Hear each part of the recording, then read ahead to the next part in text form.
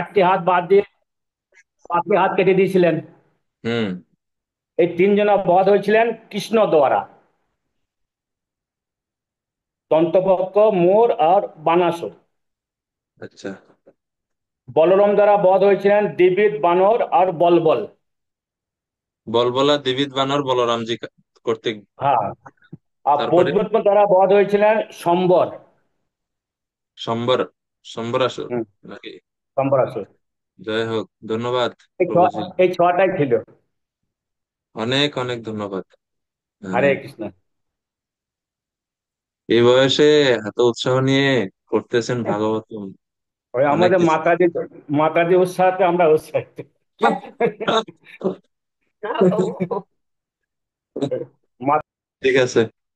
মাতাজির জন্য আমার ব্রাহ্মণ দীক্ষা হয়েছে। জয় হোক। তো বক্তারা মোটামুটি জয়েন করছে, আমরা শুরু করি। ओम अज्ञानतिमिरन्धस्य ज्ञानाञ्जनशलाकया चक्षुरुन्मिलितं येन तस्मै श्रीगुरवे नमः। श्रीचैतन्यमनोभीष्टं स्थापितं येन भूतले स्वयं रूप कदा मह्यं ददाति स्वपदान्तिकम्। नमो ॐ विष्णुपादाय कृष्णपृष्ठाय भूतले श्रीमाते भक्तिवेदान्त स्वामिनिति नामिने।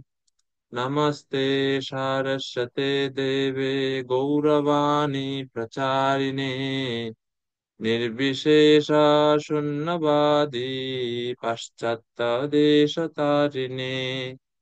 वाञ्छाकल्पतरुभ्यश्च कृपा सिन्धुभ्यैव च पतितानं पावनेभ्यो वैष्णवेभ्यो नमो नमः।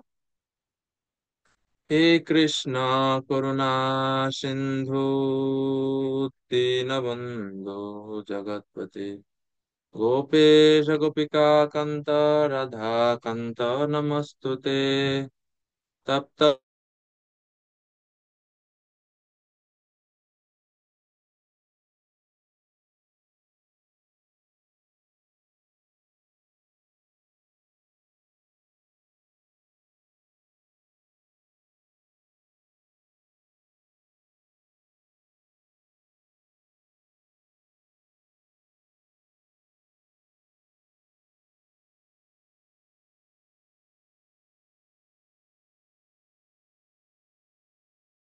श्री कृष्ण चैतन्य प्रभु नित्यानंद श्री अद्वैत गदाधर शिवासदि गौर भक्त वृंद।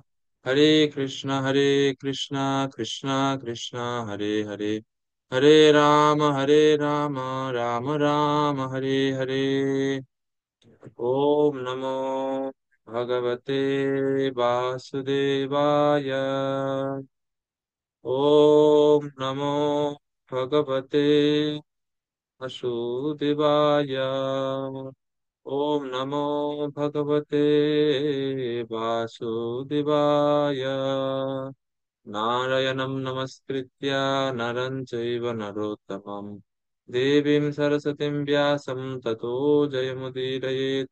मूकं करोति वाचालं पङ्गुं लङ्घयते गिरिं यत्कृपातमहं वन्दे श्रीगुरु दीनतारिणं परमानन्दमाधवं श्रीचैतन्य ईश्वरम्।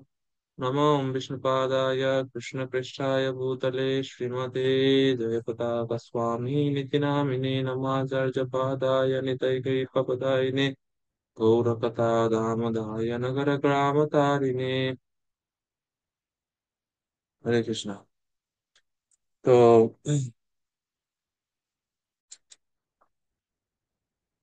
হরে কৃষ্ণ। তো আমরা আজকে তৃতীয় স্কন্ধের চতুর্থ অধ্যায় আমরা আজকে শুরু করব। তৃতীয় স্কন্ধের চতুর্থ অধ্যায়, অধ্যায়ের নাম হচ্ছে মৈত্রেয় সমীপে বিদুরের গমন। তো গত অধ্যায়ে আমরা দেখছিলাম যে বিদুর উদ্ধবজির কাছে প্রশ্ন জিজ্ঞেস করেন, উদ্ধবজি এর উত্তরে কৃষ্ণ স্মরণ হয়ে গেল। ভগবান শ্রীকৃষ্ণের বিভিন্ন লীলা তিনি স্মরণ করছিলেন মনে মনে। এবং আমরা উদ্ধবজির যেভাবে স্মরণ করছিলেন, আমরাও সেইভাবে উদ্ধবজির সাথে সাথে সাথে সাথে বিভিন্ন লীলাগুলো স্মরণ করেছি। আহ কৃষ্ণ কি কি লীলা করলেন সেগুলো। তো আপনাদের খেয়াল আছে কিনা, আম, আমি বলছিলাম শেষ ক্লাসে মনে হয়, গতকালকে ক্লাস নাই এর আগের ক্লাসে, যে ভগবান শ্রীকৃষ্ণের যে এই যে দিব্য লীলা, এর যে টাইম লাইনটা, যে সময়সীমা, এবং আমি বলবো এরকম বলেছিলাম। তো আমরা একটু আজকের অধ্যায় শুরু করার আগে আমরা এটা একটু শ্রবণ করি যে ভগবান শ্রীকৃষ্ণের লীলা সংক্ষেপে উদ্ধবজি স্মরণ করলেন। এবং আমরাও একটু স্মরণ করলাম। আমরা এখন এটা একটু জেনে নেই আজকে, যে ভগবান শ্রীকৃষ্ণের যে লীলাগুলো কোন কোন বয়সে, কোন কোন তিথিতে, কোন স্থানে ভগবান শ্রীকৃষ্ণ কোন কোন লীলা করলেন, এবং ভাগবতমের কোন কোন স্থানে, কোন কোন অধ্যায়ে সেই লীলাগুলো বর্ণনা আছে, এগুলো আমরা একটু সংক্ষেপে যতটুক আমাদের দ্বারা সম্ভব আমরা জানার চেষ্টা করব। তো এই জন্য আপনাদের সবার হাতের সামনে খাতা কলম আসেনি? খাতা কলম থাকলে কলমের এই কি বলে চিপি খুলে রেডি করে রাখেন, কারণ লিখতে হবে আপনাদেরকে। হ্যাঁ, হরে কৃষ্ণ। তো ভগবান শ্রীকৃষ্ণের আহ মীনাক্ষী মাতাজি।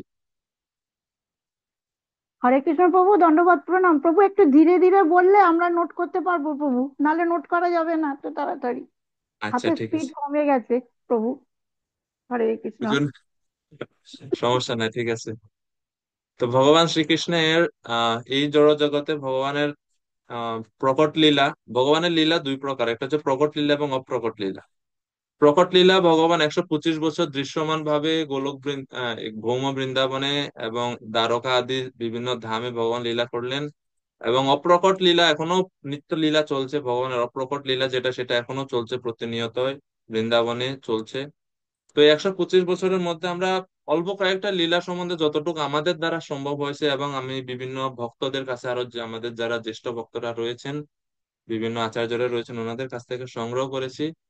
তো এই তথ্যে যদি কোনো একটু কিছু ভুল থাকে, তো সেটা আপনারা ক্ষমা সুন্দর দৃষ্টিতে দেখবেন, কিন্তু আমি যথাসাধ্য ভাবে চেষ্টা করেছি সঠিক তথ্যটাই নেওয়ার জন্য।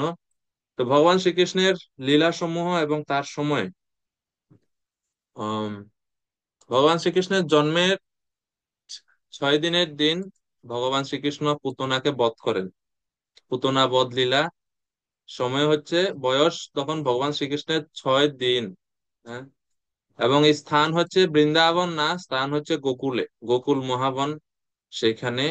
এবং এই বর্ণনা আপনারা পাবেন ভাগবতম দশম স্কন্ধের ষষ্ঠ অধ্যায়ে। তো এই অধ্যায় যখন আমি বলবো, এগুলো সবগুলো দশম স্কন্ধের মধ্যে, এই জন্য আমি বারবার হয়তো দশম স্কন্ধ নাও বলতে পারি, মাঝে অধ্যায়ও বলতে পারি। তো আপনারা এটা খেয়াল রাখবেন যে প্রত্যেকটা অধ্যায়গুলো দশম স্কন্ধেরই হবে। তপমূর্তি প্রভু, আপনার প্রশ্নের উত্তর দিচ্ছি, কিন্তু মানে শুধুমাত্র আপনাকে সন্তুষ্ট করার জন্য। আহ ভগবান শ্রীকৃষ্ণের বয়স যখন 3 মাস, তখন ভগবান এই শকটাসুর বধ লীলা করেন। শকটাসুরকে বধ করেন গোকুলে। এরপরে ভগবান শ্রীকৃষ্ণের জন্ম থেকে 100তম দিন, মানে 100তম দিন যখন হয়, তখন ভগবান শ্রীকৃষ্ণের নামকরণ অনুষ্ঠান হয় গোশালায়।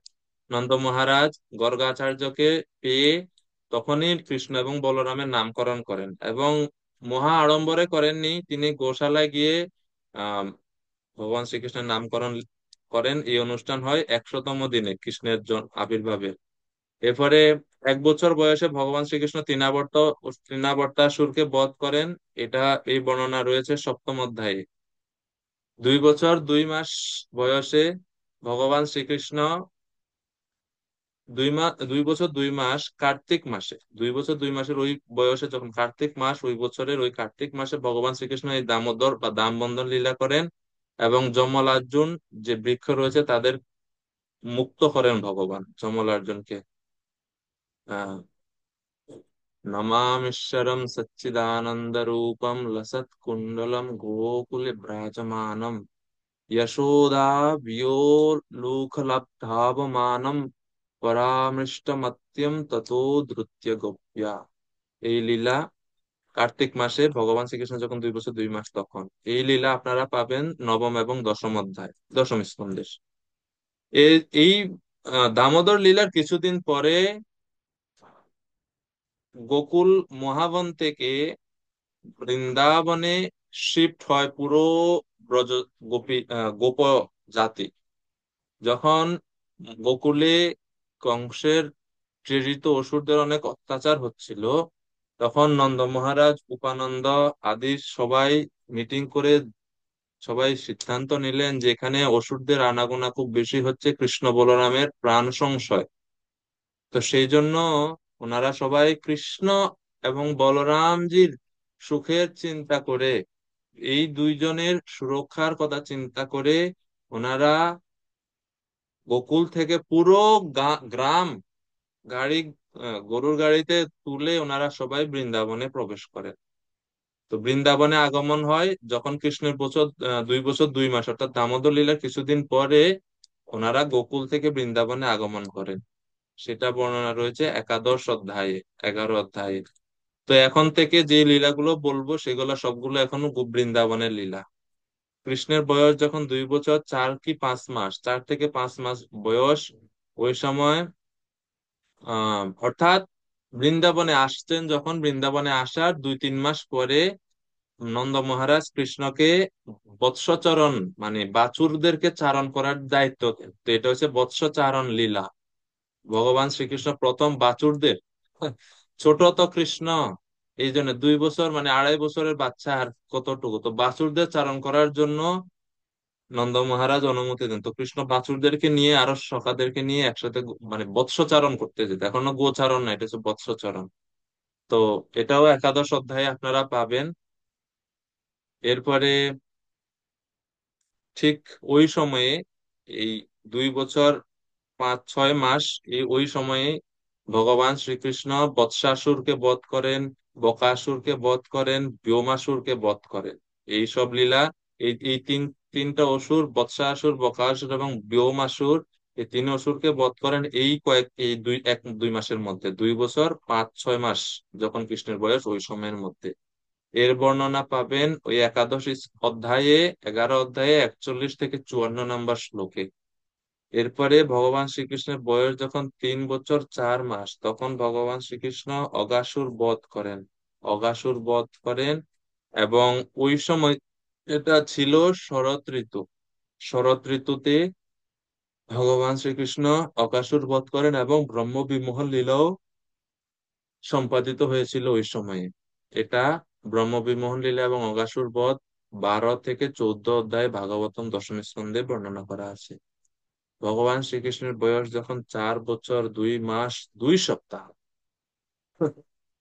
তখন ভগবান এখন একটু বড় হয়ে গেছে না, তো এখন আর বৎসচরণ না, এখন কৃষ্ণ এক্সপার্ট হয়ে গেছে, গোচারণ করার জন্য পারফেক্ট স্টেজে আসছে। এখন নন্দ মহারাজ বলছে, ঠিক আছে কৃষ্ণ, কালকে থেকে তোমার কাজ হচ্ছে গাভীদেরকে চড়াবে। তো গোচারণ লীলা শুরু। গোচারণ বা গোপালন অথবা গোপাষ্টমী ওই তিথিতে, এটা হচ্ছে কার্তিক মাসের শুক্লা অষ্টমী তিথিতে ভগবান শ্রীকৃষ্ণ প্রথম গোচারণ করতে যান। সেটা ছিল 4 বছর 2 মাস 2 সপ্তাহ। এটা 15 অধ্যায়ে বর্ণনা করা আছে। 6 বছরের যখন একটু বেশি, 6 বছর থেকে একটু অল্প কিছুদিন বেশি যখন বয়স কৃষ্ণের, তখন ওই যখন তাল ফল পরিপক্ক হয়েছিল, সেই সময় ভগবান শ্রীকৃষ্ণ এই ধেনুকাসুরকে বধ করেন। 6 বছর থেকে একটু বেশি বয়স যখন কৃষ্ণের, তখন 6 বছর 10 মাস যখন কৃষ্ণের বয়স, তখন ভগবান শ্রীকৃষ্ণ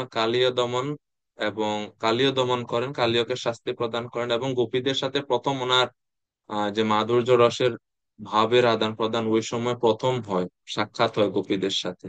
16-17 অধ্যায়ে সেটা বর্ণনা করা আছে। আহ সেই 6 বছর 10 মাস বয়স ওই সময়েই গ্রীষ্ম ঋতুতে ভগবান শ্রীকৃষ্ণ প্রলম্বাসুরকে বধ করেন। এটা 18 অধ্যায়ে বর্ণনা করা আছে। 7 বছর 1 মাস 7 দিন যখন কৃষ্ণের বয়স, সেই আশ্বিন মাসে বেণুগীত লীলা, বেণুগীত ভাগবতম দশম স্কন্ধে 21 অধ্যায়ে বর্ণনা আছে। সেই বেণুগীতের যে লীলা, সেই লীলা সম্পাদিত হয়েছিল। 7 বছর 1 মাস 7 দিন বয়স কৃষ্ণের। 7 বছর 2 মাস 7 দিন যখন কৃষ্ণের বয়স, সেই কার্তিক মাসের শুক্ল পক্ষে কৃষ্ণ গোবর্ধন ধারণ করেছিলেন। গোবর্ধন ধারণ লীলা 7 বছরের সময়ে, এটা রয়েছে 24 অধ্যায়ে, এর বর্ণনা রয়েছে। 7 বছর 2 মাস 17 দিন বয়স যখন, সেই কার্তিক মাসের শুক্লা একাদশী তিথিতে তিথিতে ভগবান শ্রীকৃষ্ণ আহ ওই যে গোবর্ধন যখন পূজা হয়, ধারণ করেন, তখন তো ইন্দ্র অনেক বাড়ি বর্ষণ করেন। তো এই কার্তিক মাসের শুক্লা একাদশী তিথিতে ইন্দ্র ক্ষমা প্রার্থনা করার জন্য সুরভি গাভীকে অগ্রসর করে রেখে ভগবান শ্রীকৃষ্ণের কাছে কাছে আসেন, এবং ইন্দ্র সুরভি গোবিন্দ অভিষেক, অর্থাৎ সুরভি গাভীর দ্বারা অভিষেক, ঐরাবতের দ্বারা অভিষেক করান ইন্দ্র কৃষ্ণকে, এবং কৃষ্ণের কাছে ক্ষমা প্রার্থনা করেন ইন্দ্র। তো এই লীলা হয়েছিল 7 বছর 2 মাস 17 দিন বয়সে। যদি বুঝতে অসুবিধা থাকে, পরে আমরা এই সময় দিব, তুলসী জীবন করবো।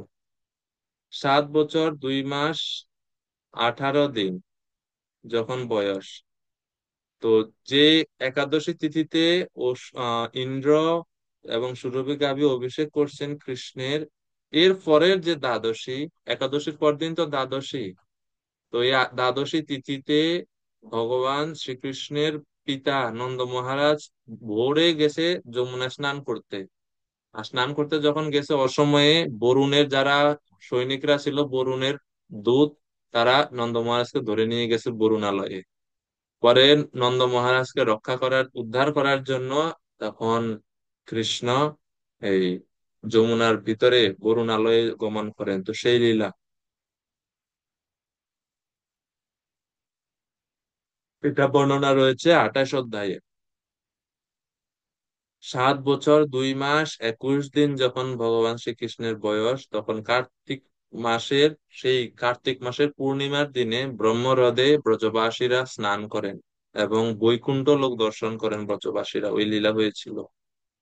7 বছর 3 মাস বয়সে শীতকালে বস্ত্রহরণ লীলা, ভগবান শ্রীকৃষ্ণ গোপীদের বস্ত্রহরণ করেছিলেন, সেই লীলা হয়েছিল। শীতকালে বস্ত্রহরণ লীলা, এটা হচ্ছে 22 অধ্যায়ে বর্ণনা রয়েছে ভাগবতমে। 7 বছর 10 মাস যখন ভগবান শ্রীকৃষ্ণের বয়স, গ্রীষ্মকালে কৃষ্ণ যোগ্য পত্নীদের, যারা ওই যে যাজ্ঞিক ব্রাহ্মণ রয়েছে, তাদের পত্নীদের ভগবান শ্রীকৃষ্ণ অনুগ্রহ বা কৃপা প্রদান করেন। এটা হচ্ছে 23 অধ্যায়ের বর্ণনা রয়েছে। 8 বছর 1.5 মাস বয়স কৃষ্ণের, তখন ভগবান শ্রীকৃষ্ণ শারদীয় রাস লীলা করেন। 29 থেকে 33, এই হচ্ছে রাস পঞ্চাধ্যায়। সেই 5টি অধ্যায়ে ভগবান শ্রীকৃষ্ণের রাসলীলার বর্ণনা রয়েছে। 8 বছর 6 মাস 6 দিন ফাল্গুন কৃষ্ণ চতুর্দশীতে ভ- আহ ব্রজ ব্রজবাসীরা অম্বিকা বনে গমন করেন এবং শিবরাত্রি ব্রত উদযাপন করেন নন্দ মহারাজ সেখানে। এটা রয়েছে 34 অধ্যায়ে। 8 বছর 6 মাস যখন আহ বয়স, তখন ফাল্গুন মাসের পূর্ণিমা তিথিতে শঙ্খচূড় বধ করেন ভগবান। 10 বছর 7 মাস 21 দিন শ্রীকৃষ্ণ চৈত্র মাসের পূর্ণিমা তিথিতে অরিষ্টাসুরকে বধ করেন, এবং ওই তিথিতে অরিষ্টাসুরকে বধ করার পরে রাধাকুণ্ড এবং শ্যামকুণ্ডের প্রকাশ হয়। তো 10 বছর 7 মাস 21 দিন এর সময়। 11 বছর 6 মাস 4 দিন যখন ভগবান শ্রীকৃষ্ণের বয়স, ফাল্গুন মাসের কৃষ্ণপক্ষের দ্বাদশ দিনে, দ্বাদশী তিথি, কেশী কেশীকে বধ করেন, কেশী দানবকে ভগবান শ্রীকৃষ্ণ বধ করেন। 37 অধ্যায়ের বর্ণনা রয়েছে।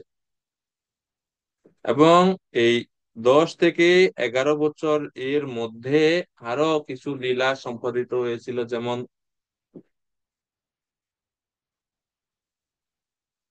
দান ঘাট লীলা, আরো বিভিন্ন গোপীদের সাথে অনেক মাধুর্য রসের লীলা সম্পাদিত হয়েছিল কৃষ্ণের। আমরা তো সবগুলো এখানে টাইম লাইনটা বের করতে পারি না, এই জন্য নাই এখানে। তো 11 বছর 6 মাস 5 দিন ফাল্গুন মাসের কৃষ্ণ ত্রয়োদশীতে অক্রূর আসছেন বৃন্দাবনে কংস কর্তৃক প্রেরিত হয়ে কৃষ্ণ বলরামকে মথুরায় নিয়ে যাওয়ার জন্য। আর 11 বছর 6 মাস 6 দিন অর্থাৎ ফাল্গুন মাসে কৃষ্ণপক্ষের চতুর্দশীতে ত্রয়োদশ দিনে মানে 13তম দিনে তো আসছে অক্রূর নিয়ে যাওয়ার জন্য, ওইদিন নিয়ে গেছে, নিয়ে গিয়ে রাত্রে ছিল এনারা, পরের দিন মল্লযুদ্ধ। অর্থাৎ এই চতুর্দশীর দিনে কৃষ্ণপক্ষে ফাল্গুন মাসে ভগবান শ্রীকৃষ্ণ কংসকে বধ করেন, কংসবধ লীলা। তো এই এই এই লীলাগুলো এখন হচ্ছে বৃন্দাবনে না, এগুলো হচ্ছে এখন সব মথুরাতে। 44 অধ্যায়ে এই কংসবধ লীলার বর্ণনা রয়েছে। এরপরে 11 বছর 7 মাস বয়স উপনয়ন সংস্কার হয় কৃষ্ণের, কারণ কৃষ্ণ এতদিন বৃন্দাবনে ছিল, উপনয়ন হয়নি ঠিক মতো, পড়াশোনা করেনি, খালি খেলছে, খাইছে, চুরি করছে আর গরু চড়াইছে। বৃন্দাবন গ্রামের ছেলে, তো গ্রামে তো পড়াশোনা কই করবি, স্কুল টিস্কুল তো ভালো নয়, ব্রজবাসীরা সরল ভক্তি। এখন বসুদেব দেবকী ওনারা চিন্তা করতেছে আমার ক্ষত্রিয় সন্তান যদি পড়াশোনা না করে ভবিষ্যতে রাজ্য সামলাবে কিভাবে, পড়াশোনা করা দরকার, উপনয়ন আদি দরকার। তো তখন এইভাবে উপনয়ন হয়। তখন 11 বছর 7 মাস বয়সেই উপনয়নের কিছুদিন পরে ও কৃষ্ণ এবং বলরামকে গুরুকুলে পাঠানো হয়। এটা হচ্ছে উজ্জয়িনী, অবন্তিকা, অবন্তিকা নগর, উজ্জয়িনীতে, বর্তমান উজ্জয়িনীতে। আমাদের সেখানে অনেক সুন্দর মন্দির রয়েছে। পূজ্যপাদ প্রয়াত শ্রীল ভক্তিচারু স্বামী গুরু মহারাজ এখানে সুন্দর মন্দির তৈরি করছেন। তো সেইখানে কৃষ্ণের গুরুকুল, কৃষ্ণ সেই ভার্সিটিতে পড়তে গেলেন। কৃষ্ণের গুরুর নাম কি ছিল? সন্দীপনী মুনি। তো কৃষ্ণের গ্রাজুয়েশনে কয়দিন লাগছে জানেননি আপনারা? কয় বছর না, কয় দিন, 64 দিন মাত্র পড়াশোনা করছে গুরুকুলে। 64 দিনে 64টা কলা বা বিদ্যা শিখছে। এক এক দিন এক একটা সাবজেক্ট পুরা শেষ, মানে একদিন রসায়ন শেষ, একদিন পদার্থ বিজ্ঞান শেষ, জীববিজ্ঞান শেষ, মানে এক এক দিনেই শেষ সবকিছু। হ্যাঁ, মানে সব শুনছে একবার, শেষ হয়ে গেছে, আর লাগবে না, মুখস্থ সব, আত্মস্থ হয়ে গেছে।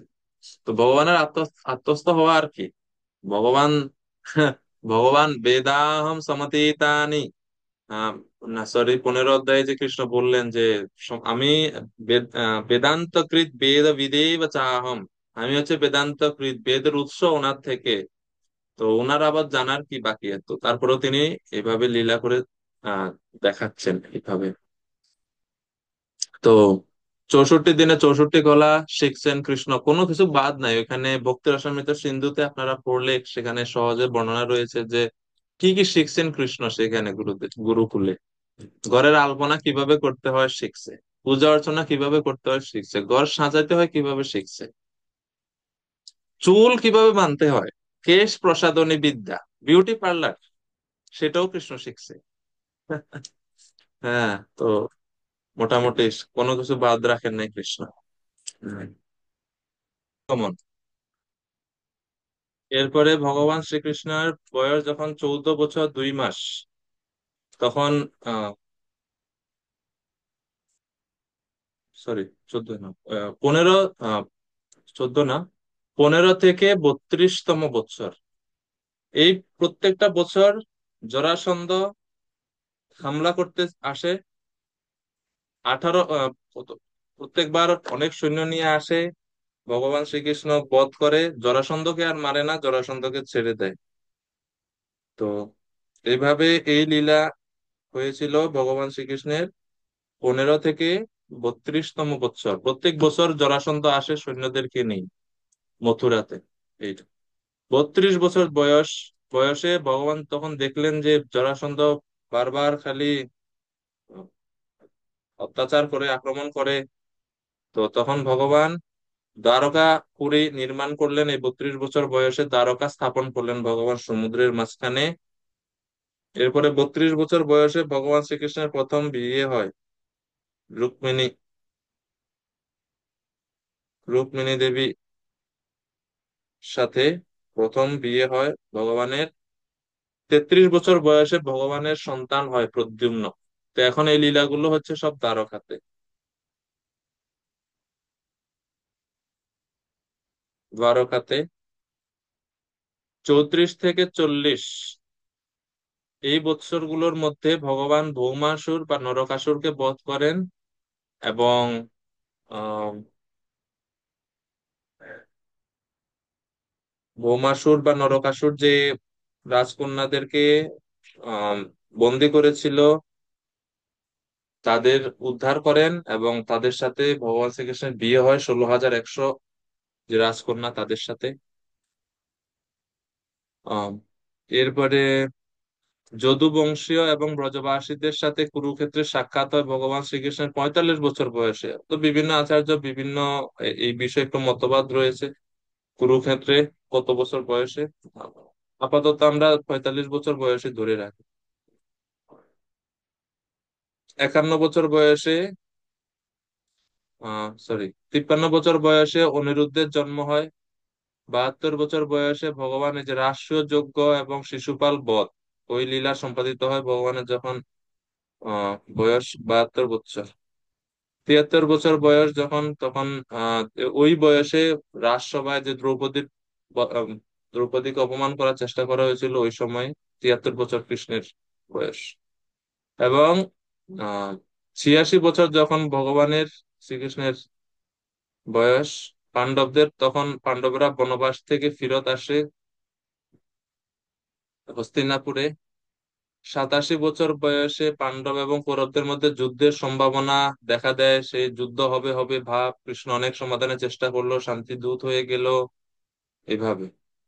89 বছর বয়স, তখন সমস্ত শান্তির চেষ্টা করে যখন আর মানে কি হলো না, কোনো সমাধান হলো না, তখন যুদ্ধ শুরু হয়। 90 থেকে 124তম বছর পর্যন্ত দ্বারকায় ভগবান বিভিন্ন গৃহস্থ লীলা প্রদর্শন করেন, সম্পাদন করেন। 125 বছর যখন কৃষ্ণের বয়স, তখন জরা নামক বেদের তীর নিক্ষেপে শ্রীকৃষ্ণের অন্তর্ধান লীলা হয়। তো এই হচ্ছে সংক্ষেপে ভগবান শ্রীকৃষ্ণের বিবিধ লীলা বিলাস এবং তার সময়সীমা সীমা জানলাম আমরা। এখন আমরা শুরু করি আমাদের আজকের বর্ণনা।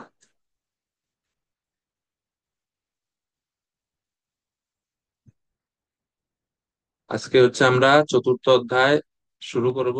মৈত্রেয় সমীপে বিদুরের গমন। সবার সামনে ভাগবতম আছে? ঠিক আছে। শ্লোক 1। উদ্ধব উবাচ अथ ते तदनुज्ञात्वा भुक्ता पीत्वा च वारुणीम् तया विभ्रंशितज्ञाना दुरक्तिर्मर्मपस्पृशुः।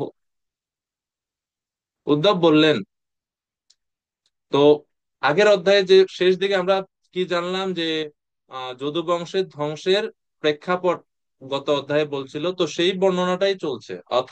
মানে তারপর তো এটা হচ্ছে কন্টিনিউশন চলছে, গত অধ্যায়ে শেষ যে আলোচনা হচ্ছিল তারই ধারাবাহিকতা এখন চলছে। বলছে আহ পরবর্তীতে যখন আহ সেই ব্রাহ্মণদের অনুমতি ক্রমে ভোজন সমাপন করে মদিরা পান করেছিল সকলে, অর্থাৎ বিষ্ণু এবং ভোজবংশীয়গণ যাদবরা, তার ফলে তারা সকলে হতজ্ঞান হয়ে উন্মত্তের মতো পরস্পরের প্রতি কটূক্তি প্রয়োগ করে পরস্পরের মর্ম স্পর্শ করেছিলেন। অর্থাৎ মদ যখন উন্মত্ত হন মদিরা পান করে, তখন স্বাভাবিকভাবেই নেশা করলে মানুষের কি হয়, সেও যখন মদমত্ত হয় তখন তার হতবুদ্ধি হয়, জ্ঞান ঠিক মতো থাকে না। তো সবাই হতজ্ঞান হয়ে উন্মত্তের মতো একজন আরেকজনকে কটু ভাষা প্রয়োগ করছিল। এবং মহাভারতে একটা উদাহরণ দিয়ে বলা হচ্ছে যে কোনো অস্ত্র দিয়ে যখন কোনো ক্ষত সৃষ্টি করা হয়, সেই ক্ষত আবার মানে পূর্ণ হয়। কিন্তু কটূক্তির দ্বারা যখন কারো হৃদয়ে কোনো ক্ষত সৃষ্টি করা হয়, সে ক্ষত আর কখনো পূরণ হয় না। আমরা যদি দা দিয়ে একটা গাছের ডাল কেটে দিই, এই ডাল হয়তো কেটে দিলাম কিন্তু ডাল আবার গজাবে। কিন্তু মর্মস্পর্শী বাক্যের দ্বারা, কটু কথার দ্বারা যখন কারো হৃদয়ে কষ্ট দেওয়া হয়, সেই কষ্ট বা সেই যে দাগ, যে কষ্ট মনে পড়লো কোনো কথার দ্বারা, সেই কথা, সেই দাগ আর শুকায় না। তো সেই জন্য আমরা যখন আমরা বলবো, কথা বলবো বৈষ্ণবদের সমাজ, বৈষ্ণবদের কাছে, ভক্তদের সামনে যখন আমরা কথা বলবো, শব্দ চয়নে এবং ভাষা প্রয়োগে অবশ্যই আমাদেরকে সচেতন থাকতে হবে। আমি কিভাবে কথা বলছি, আমার কথার দ্বারা যাতে আরেকজন কষ্ট না পায়। এই জন্য গীতা ভগবান বলছেন না, यस्मात् न उद्विजते लोको लोकान्न उद्विजते च यः हर्षामर्ष भयोद्वेगै मुक्तो यः स च मे प्रिय। প্রিয় ভক্ত কে, সে সম্বন্ধে কৃষ্ণ গীতায় বলছেন, ইয়াসমাৎ না উদ্বিজতে লোক, যার থেকে কোনো মানুষ উদ্বেগ প্রাপ্ত হয় না, শারীরিক উদ্বেগও প্রাপ্ত হয় না, কথার দ্বারা উদ্বেগও প্রাপ্ত হয় না, মনের দ্বারা উদ্বেগ প্রাপ্ত হয় না মানুষ, যার কাছ থেকে, সেই ভক্ত হচ্ছে আমার প্রিয় ভক্ত। সাচামে প্রিয়, সে হচ্ছে আমার প্রিয় ভক্ত। তো প্রিয় ভক্তের এটা একটা লক্ষণ। তো মদিরা পান করে মদমত্ত হয়ে যদুবংশীয়দের এই এই মানে অবস্থা হয়। তো এখান থেকে আমরা শিক্ষা লাভ করি, যদিও আমরা ভক্তরা মদ পান করি না বা মদিরা পান করি না, সুরা পান করি না, কিন্তু আমরাও মদমত্ত হই। আমরা কিভাবে মদমত্ত হই? মদ মানে সবসময় লিকারকে বোঝায় না। মদ, আমরা যে মদের দ্বারা মত্ত হই, মদ যে আমরা বিভিন্ন অহংকারের দ্বারা মত্ত হয়ে যাই, আমার এই আছে, ওই আছে, এই সমস্ত বিভিন্ন অহংকারের দ্বারা আমরা মদমত্ত হই। মদ, আহ, অভিমান চলে আসে আমাদের, এবং যখন এটা হয়, মদমত্ত হয়, তখনই কিন্তু আমরা উঁচু নিচু বিভেদ ভুলে যাই, আমরা মর্যাদা জ্ঞান ভুলে যাই, এবং আমরা তখনই অপরাধ করে বসি। তো প্রভুপাদ তাৎপর্যে বলছেন যে নেশা করা এতই ক্ষতিকর যে নেশাগ্রস্ত অবস্থায় অত্যন্ত সংস্কৃতি সম্পন্ন পরিবারের সদস্যরা পর্যন্ত উন্মত্ত হয়ে তাদের পরস্পরের সম্পর্ক ভুলে যেতে পারেন।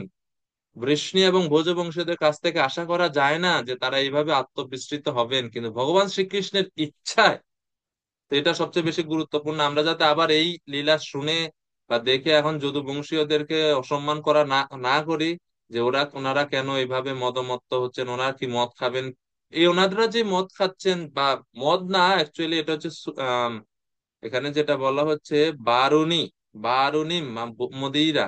প্রভুপাদ বলছেন এটা আহ অন্ন থেকে উৎপন্ন এক প্রকার হালকা মদিরা। এটা অন্য দিয়ে তৈরি হয়, প্রভুপাদ তাৎপর্য বলছেন হালকা মদিরা এটা, অথবা কোথাও কোথাও বর্ণনা করা হচ্ছে বারুনি মানে হচ্ছে একটা বিশেষ ঔষধি থেকে তৈরি হয় এক প্রকার তরল পদার্থ, তরল জুস। এটা খেলে, নির্দিষ্ট মাত্রায় খেলে এটা শরীরের শক্তিবর্ধক, কিন্তু অতিরিক্ত মাত্রায় খেলে এটা নেশাকর হয়। এইভাবে, তো অতিরিক্ত মাত্রায় গ্রহণ করার কারণে যদুবংশীয়দের এভাবে উন্মত্ততা দেখা দিয়েছে। তো কৃষ্ণ প্রভুপাদ বলছেন, এখানে ক্লিয়ার করছেন যে এটা আসলে হওয়ার কথা না যদুবংশীয়, কারণ তারা হচ্ছে অত্যন্ত সংস্কৃতি সম্পন্ন, ভগবানের পার্ষদ, ভগবানের পরিবারভুক্ত, তাদের এমন কেন হচ্ছে? তো এটা হয়েছিল এই পুরো লীলাটা, এই যে যদুবংশ ধ্বংসের যে পুরো লীলাটা, সবটা হচ্ছে কৃষ্ণের ইচ্ছায়, কৃষ্ণের ইচ্ছার কারণে তারা এইভাবে আচরণ করছেন। তো এটা এভাবে আমাদেরকে বুঝতে হবে। শ্লোক নাম্বার 2, তেষাং ময়িরেয়দোষেণ বিষমীকৃতচেতসাম নিম্লোচতি রবৌ আসীদ বেনূনাম ইব মর্দনম। তেষাং ময়িরেয়দোষেণ, ময়িরেয়দোষেণ মানে হচ্ছে মাদক দ্রব্য সেবনজনিত দোষের কারণে, বিষমীকৃত চেতসাম, এই মদ যখন আমাদের হৃদয়কে মানে দূষিত করে দেয়, এরপরে প্রভাব কি হয়? বিষমীকৃত চেতসাম, চেতসাম বা আমাদের চেতনা, মন বিষমীকৃত হয়, অর্থাৎ ভারসাম্য হারিয়ে ফেলি আমরা। হ্যাঁ, এক উদাহরণ দিয়ে বুঝাচ্ছে যে বাঁশের ঘর্ষণের ফলে যেমন বিনাশ সংঘটিত হয়, তেমনি সূর্য অন্তর্গত হলে সুরাপানে তাদের সকলের চিত্ত বিকৃত হয়েছিল এবং তাদের বিনাশ সাধন হয়েছিল।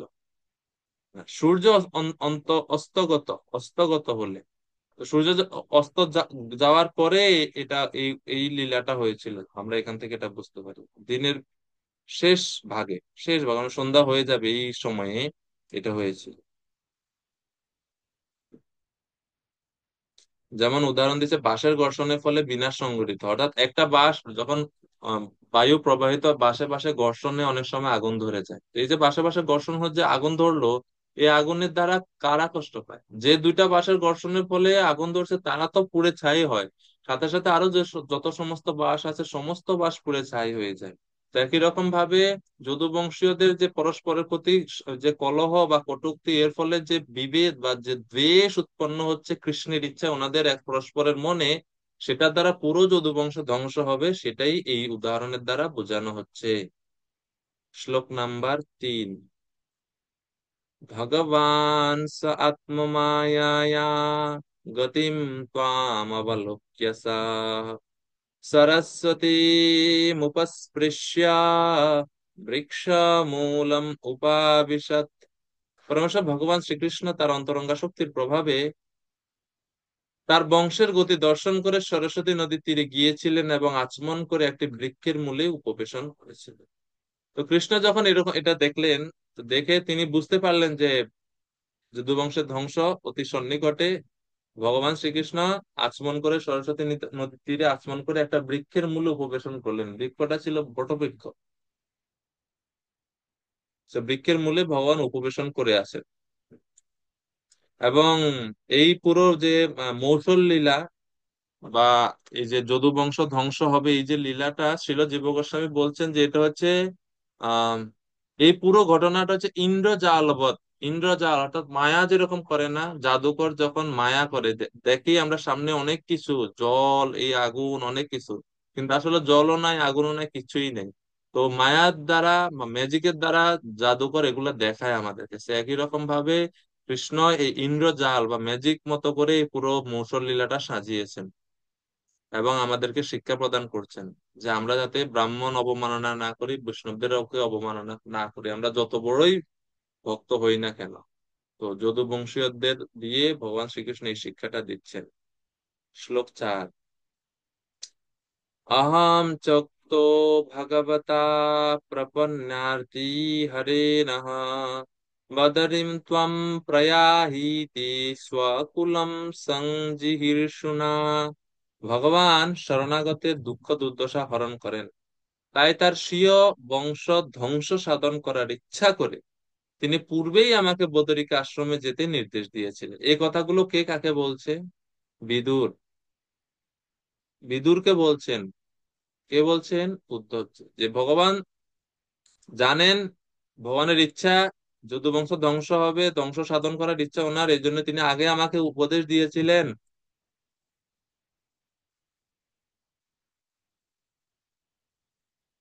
বদরিকা আশ্রমে যাওয়ার জন্য।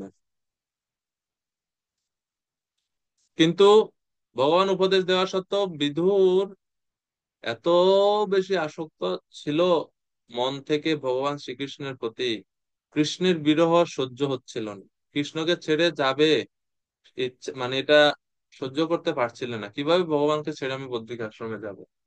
তো তথাপি তৎ অভিপ্রেতম জানন অহম অরিন্দমা পৃষ্ঠতন্বাগমম ভদ্রপাদ বিশ্লেষণাক্ষমঃ। তো বলছেন উদ্ধব বিদুরকে, হে শত্রু দমনকারী বিদুর, তার যদুবংশ ধ্বংসের অভিপ্রায় অবগত হওয়া সত্ত্বেও, ভগবান জানেন যদুবংশ ধ্বংস হবে, এটা অবগত হওয়া সত্ত্বেও আহ ভগবানের পাদপদ্ম দর্শন বিচ্ছেদের দুঃখ সহনে অসমর্থ হয়ে আমি তার অনুগমন করেছিলাম। তো উদ্ধব তখন তৎক্ষণাৎ যায়নি, কৃষ্ণ বলে তৎক্ষণাৎ যায়নি, কৃষ্ণ মানে ওইখানেই ছিল, ভগবান শ্রীকৃষ্ণ অনুগমন করেছিল। কেননা দর্শনের যে বিচ্ছেদ, দুঃখ, সেটা তিনি সহ্য করতে পারছিলেন না এইভাবে। শ্লোক নাম্বার 6। অদ্রাক্ষমেকমাসীনম বিচিন্বন দয়িতম পতিম শুনেকতম সরস্বত্যাম কৃতকেতমকেতনম। এইভাবে তাকে অনুসরণ করে আমার সংরক্ষণ এবং প্রভু ভগবান শ্রীকৃষ্ণকে সরস্বতী নদীর তীরে গভীর চিন্তায় মগ্ন হয়ে একাকী উপবিষ্ট অবস্থায় আমি দর্শন করেছিলাম। যদিও তিনি লক্ষ্মী দেবীর আশ্রয় স্বরূপ, তবুও তিনি নিরাশ্রয় ভাবে সেখানে বিরাজ করছিলেন। তো কৃষ্ণ প্রভুপাদ তাৎপর্য বলছেন, সন্ন্যাস আশ্রম অবলম্বীরা সাধারণত বৃক্ষের নিচে আশ্রয় গ্রহণ করে। উদ্ধব ভগবানকে আশ্রয়হীন ব্যক্তির মতো বিরাজ করতে দর্শন করেছিলেন।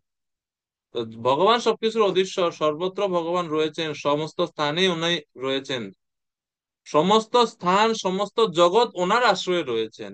সেই ভগবান যার কাছে সবাই আশ্রয় গ্রহণ করে, সবাই যার আশ্রয়াধীন, সেই ভগবানকে এখন মনে হচ্ছে যে উনি আশ্রয়হীন, ওনার নিজেরই কোনো আশ্রয় নাই, এরকম দেখা মানে উদ্ধবজি দেখছিলেন এইভাবে। শ্লোক নাম্বার 7। তো ভগবান যে এখন এই সরস্বতী নদী তীরে এইভাবে বৃক্ষের নিচে উপবেশন করছিলেন, ভগবানের রূপটা কেমন ছিল দেখতে, কেমন দেখাচ্ছিল তখন ভগবানকে। তো উদ্ধবজি বলছেন এখন, শ্যামা বদাতম বিরাজম প্রশান্তারুণালোচনম দর্ভিশ্চতুর্ভির্বিদিতম পিতকৌশাম্বরেণ চ শ্যামা শ্যামাবধাতম বিরজম। অর্থাৎ ভগবান শ্রীকৃষ্ণের শ্রী বিগ্রহ উজ্জ্বল শ্যামবর্ণ এবং সচ্চিদানন্দময় ছিল। তার নেত্রদ্বয় প্রশান্ত এবং প্রভাত সূর্যের মতো অরুণ বর্ণ লোচন ভগবানের। প্রশান্ত অরুণলোচনম, অরুণ বর্ণ, অর্থাৎ ভোরে প্রভাতের সময় সূর্যের যে অরুণ বর্ণ, সেই রকম ভগবান শ্রীকৃষ্ণের চক্ষু ছিল। দর্ভিশ চতুর্ভির বিদিতম, চতুর্ভুজ রূপ ছিল ভগবানের। তার চতুর্ভুজ এবং বিভিন্ন প্রকার লক্ষণ এবং পীতবর্ণ কৌশীয় বস্ত্রের দ্বারা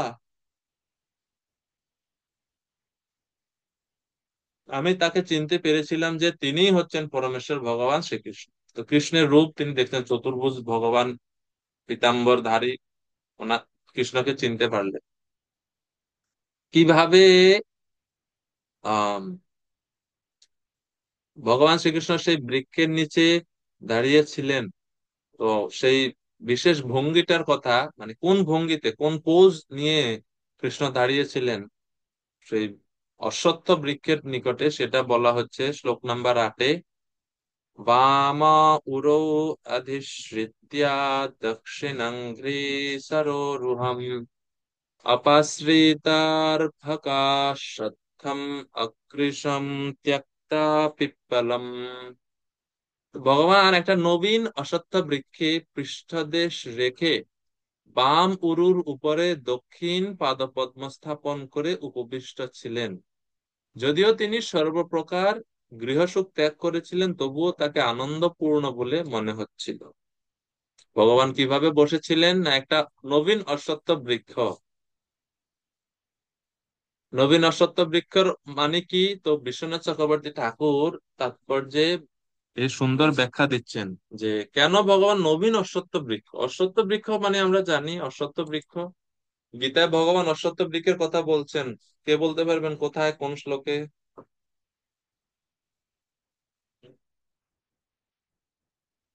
শ্লোক বলতে হবে।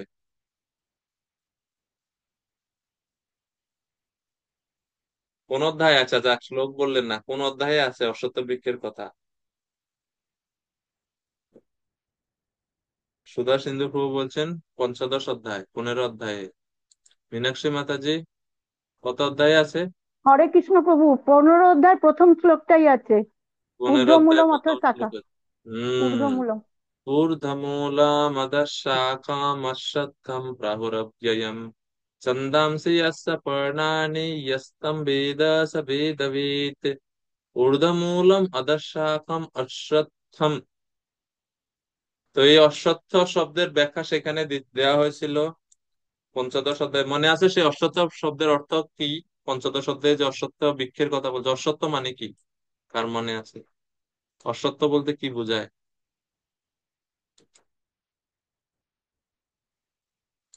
মীনাক্ষী মাতাজি বলবেন? খুলছে না। হরে কৃষ্ণ প্রভু, বেদের কথা বলা হয়েছে এখানে। না, বেদ না। অশ্বত্থ বৃক্ষ বলতে কি বোঝানো হয়েছিল গীতায়? মুনি ঋষিদের কথা। না, মুনি ঋষিদের কথা অশ্বত্থ বৃক্ষ দ্বারা বলা হয় ওকে, আমরা দেখি। কমলাক্ষী মাতাজি বলেন। হরে কৃষ্ণ, প্রণাম প্রভু। তো হরে ভগবান কৃষ্ণ। উনি নিজে অকথ্য বৃক্ষ রূপে এসেছেন। আর ঊর্ধ্বমূলম অধঃশাখাম, ওই শ্লোকটা মানে যে মানে শাখা প্রশাখা উপর দিকে, এবং ওই শাখা প্রশাখা নিচের দিকে, এবং তার গোড়া মূল উপর উপরের দিকে দিকে। হ্যাঁ। বোঝানো হয়েছে। আর উনি নিজেই অশ্বত্থ বৃক্ষ রূপে এসেছেন, মানে সমস্ত বৃক্ষের মধ্যে অশ্বত্থ আমি।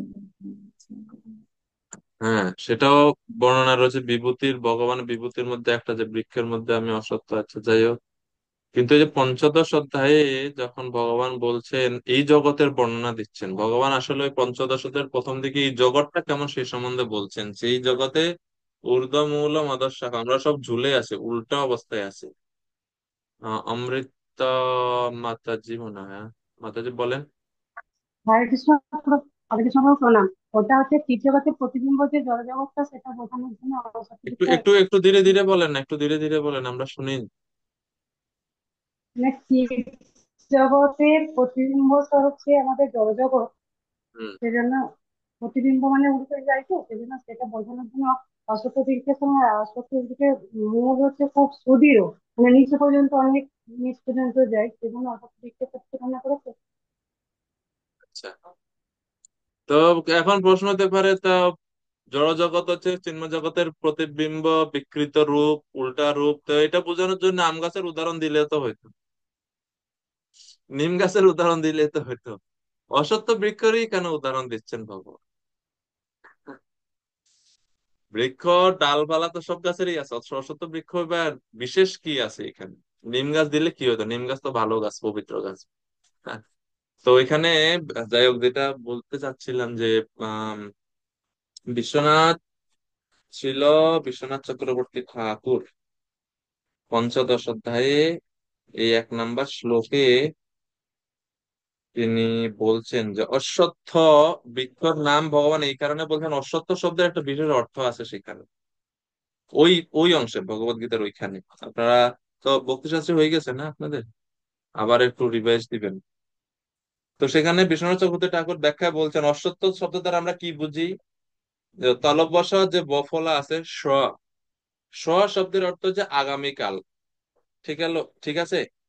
তো এর আগে যদি অযুক্ত করা হয়, হচ্ছে না, না বোধক অর্থ। যেমন আমরা বলি না যে ন্যায়, অন্যায়। তো হচ্ছে নেগেটিভ সেন্সে ব্যবহৃত হয়। তো স মানে হচ্ছে আগামীকাল, তাহলে অশ্ব যদি হয় তাহলে কি হবে? আগামীকাল নয়। ঠিক আছে না? অশ্ব, অশ্বত্থ ব্যাখ্যা করতেন বিশ্বনাথ চক্রবর্তী ঠাকুর। তো অশ্ব শব্দ মানে হবে যে আগামীকাল নয়। আর শেষে যে যে স্থ রয়েছে, স্থ শব্দের অর্থ হচ্ছে অবস্থান করে। তো ব্যাকরণগত ভাবে আমরা যদি এখন এই তিনটাকে একসাথে করি, তাহলে অশ্বত্থ এর অর্থ হচ্ছে যার অস্তিত্ব আগামীকাল থাকবে না। অর্থাৎ এই জড় জগতের একটা স্বভাব আছে, কোনো কিছুই নিত্য না, অনিত্য। আজকে ভালো আছে তো কালকে আর থাকবে না এটা। সুখে আছেন আপনি, এখন ভালো আছেন, চিন্তা করেন না আপনার জন্য দুঃখ আসতেছে, রাস্তাতে আছে দুঃখ। তো এই জগতের অবস্থা হচ্ছে এটা, এই জন্য ভগবান অশ্বত্থ বৃক্ষের সাথে তুলনা করলেন এই কারণে। এবং অশ্বত্থ শব্দের অর্থ এটা, যে যা আগামীকাল থাকবে না।